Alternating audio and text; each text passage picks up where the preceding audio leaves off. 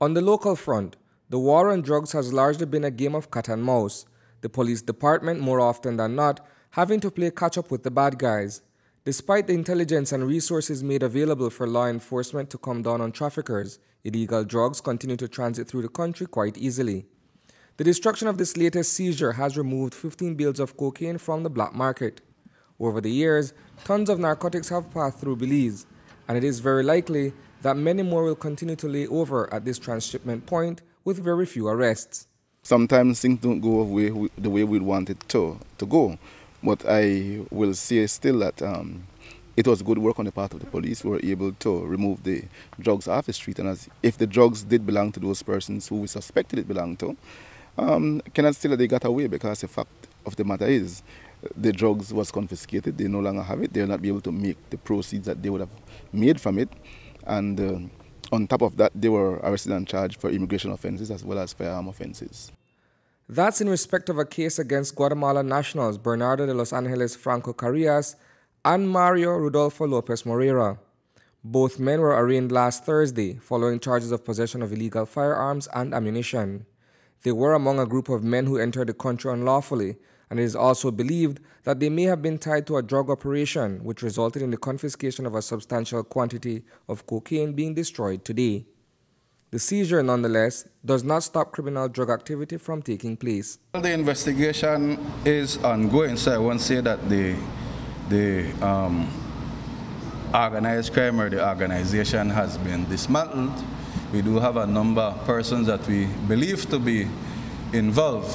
Unfortunately, as we said, we didn't catch the plane, we didn't catch the driver, the occupants, and so it is difficult to tie them. But we are working in terms of how we can tie them. As I said, surveillance led to certain actions being taken. So it's significant in terms of removing that quantity of drugs. We don't know if all would have been taken out of the country or some would have remained. This morning, at a predetermined location in the Cayo District, the hall was incinerated after careful inspection and record keeping. Today we are destroying the large quantity of drugs that was confiscated in the Coastal Road area about 2 weeks ago. We have received the order for destruction from the magistrate court, and so we are now in the process of doing what is required by law to destroy the drugs to be able to get it out of our custody. This is a painstaking process we're observing here. Can you walk us through what exactly these observers are doing, as well as the persons destroying each parcel? Well, the way how the destruction process goes is that first we must get the confirmation from the lab that the content of the parcels are indeed cocaine. After having received that, then we make an application to the magistrate court for an order of destruction. Once the magistrate grants that order, then we go into the practical aspect of destruction, and that requires by law that we have certain people present as witnesses to the process.